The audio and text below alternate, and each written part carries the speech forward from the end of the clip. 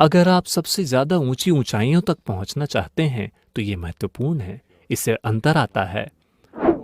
तो आपको अपनी संवेदनाओं को महसूस करना होगा और अगर हो सके तो छींकना नहीं चाहिए। तो मूल रूप से वो ये कह रहे हैं कि अगर आप अपने सिस्टम में किसी भी तरह का उथल पुथल करते हैं तो आपकी बुद्धिमत्ता में नुकसान होगा।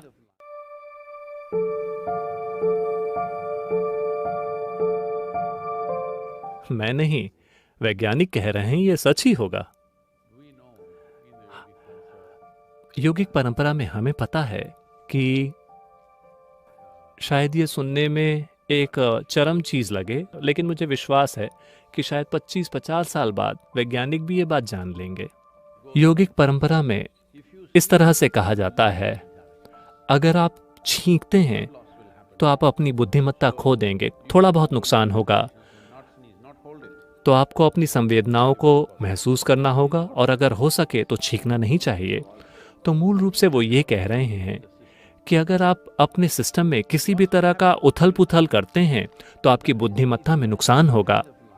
मतलब कि अगर आप उस तरह के जीवन में हैं कि आपकी बुद्धिमत्ता की तीव्रता आपके लिए इतनी ज्यादा मायने रखती है। अगर आप बस यूं ही कुछ कर रहे हैं तो कोई समस्या नहीं पड़ होता।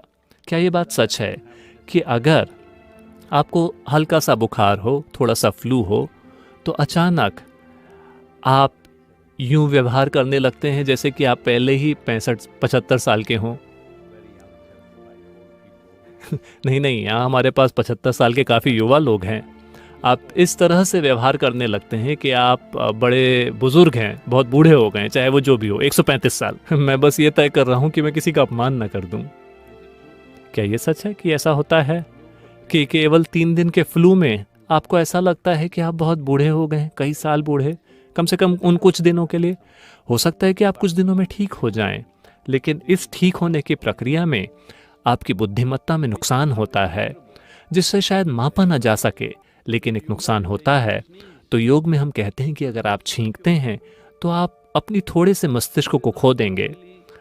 ऐसा नहीं है कि आप छींकते हैं तो आपका भेजा आपकी नाक से निकलकर बाहर गिर रहा है, वो नहीं। लेकिन अगर आप छींकते हैं तो सिस्टम में इरिटेशन होता है किसी न किसी तरह का।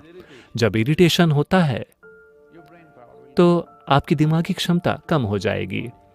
तो शरीर को इस तरीके से रखना, इसी कारण मेरा ये काम करने का एक दूसरा तरीका है। ज़्यादातर योगी कुछ भी करने से पहले ये देखते हैं कि इनकी दोनों नासिकाएं साफ हैं और सब ठीक है, क्योंकि सिर्फ इतना आप में आपको थोड़ा कम कर देगा।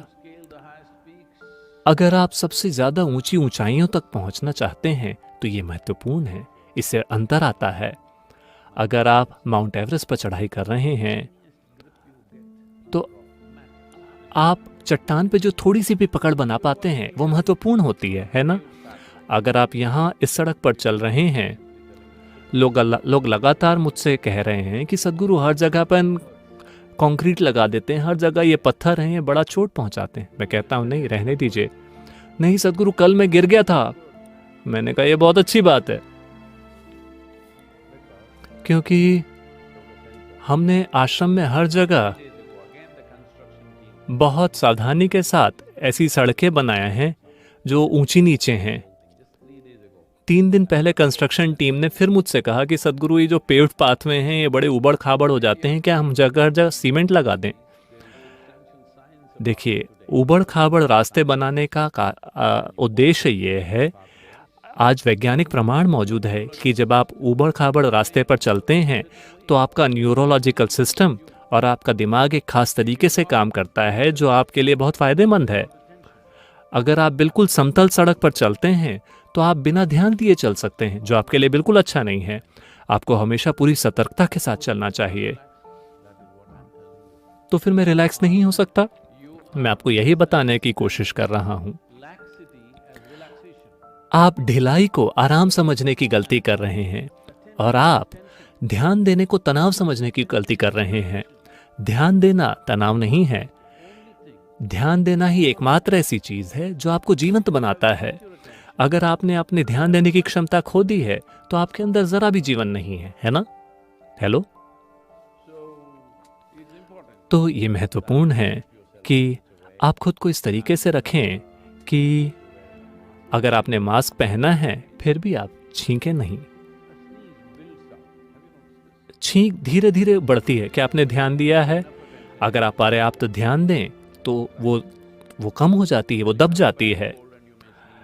आपको बहुत ज़्यादा सर्दी है और आप छींके, वो बात अलग है। लेकिन कई बार थोड़ा सा इरिटेशन होता है और वो छींक धीरे धीरे बढ़ती है। बहुत कम ऐसा होता है कि किसी ने हवा में कोई चीज़ छिड़का दी और अचानक से छींक आ गई, लेकिन वरना वो धीरे धीरे बिल्डअप होता है, 10-20 सेकेंड लगते हैं। अगर आप उस पर पर्याप्त ध्यान देते हैं तो अपने आप थम जाएगी। मैं कह रहा हूँ कि अगर आप जीवन के हर आयाम पे ध्यान देते हैं तो हर चीज़ वैसी होगी जैसी आप चाहते हैं। जीवन का हर आयाम, तो विशेषकर अब जब रिसर्च ये कह रही है कि अगर आपको ये रिसर्च होता है तो आपके दिमाग का कुछ हिस्सा आप खो देंगे, हमें नहीं पता कि कितना।